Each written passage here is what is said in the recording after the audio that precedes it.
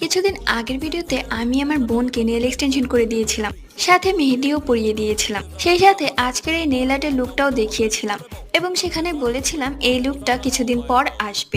কিন্তু অলসতার কারণে এই ভিডিওটা আপলোডই করতে পারছিলাম না।